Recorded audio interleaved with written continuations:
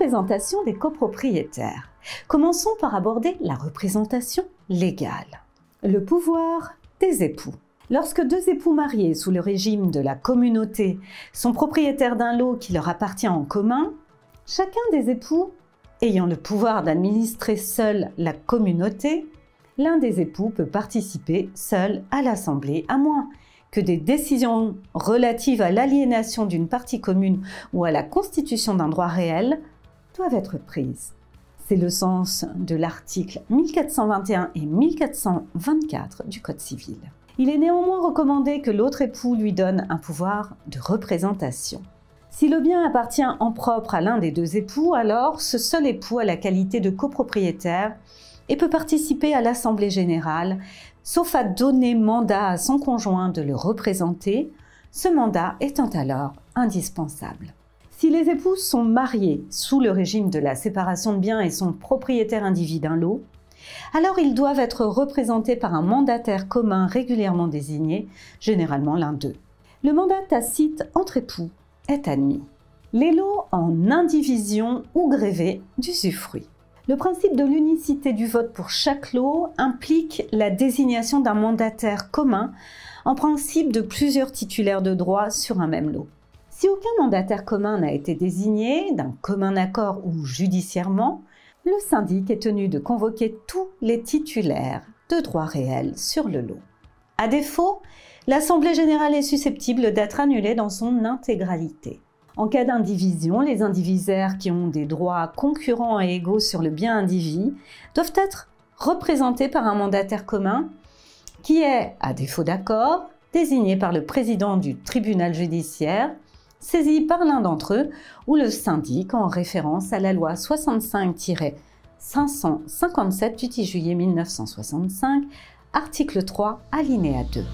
N'oublie pas de t'abonner à notre chaîne pour ne manquer aucune de nos prochaines vidéos. Et surtout, pense à liker si le contenu te plaît. En cas d'usufruit et en l'absence d'accord entre le nu propriétaire et l'usufruitier, les intéressés sont, à défaut d'accord, représentés par le nu propriétaire.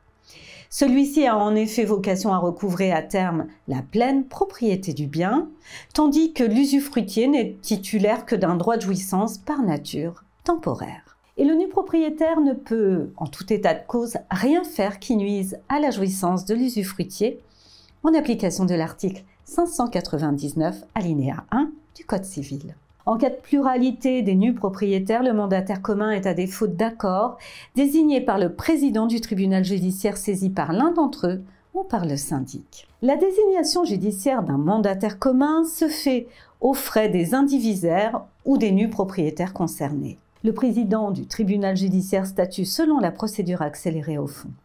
Ce principe est évoqué dans le décret 67-223 du 17 mars 1967, article 61.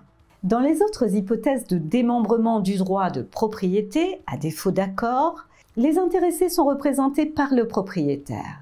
Il s'agit notamment des lots grévés d'un droit d'usage et d'habitation, réglementés par les articles 625 et les suivants du Code civil. Avant la loi Allure du 24 mars 2014, le règlement de copropriété pouvait prévaloir des stipulations contraires, ce qui n'est plus le cas désormais. Ces clauses devront donc, le cas échéant, être déclarées non écrites. Le mandat est en principe écrit, mais le mandat tacite est admis, notamment entre époux. La réduction des voix du copropriétaire majoritaire ne s'applique pas en l'état actuel du droit positif, dans le cas où une personne non majoritaire par ses lots en toute propriété le devient en ajoutant les voix des lots dont elle est usufruitière.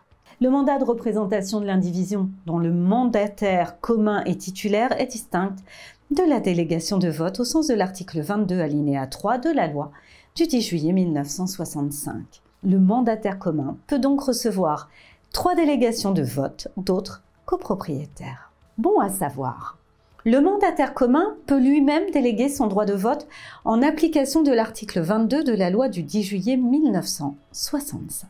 La société civile immobilière, désignée souvent sous l'acronyme SCI. Lorsque des lots sont la propriété d'une SCI, elle est représentée à l'Assemblée générale par son représentant légal, à savoir son gérant. Il en résulte qu'un associé, pour pouvoir valablement représenter la SCI lors de l'Assemblée générale, devra disposer d'une délégation de vote.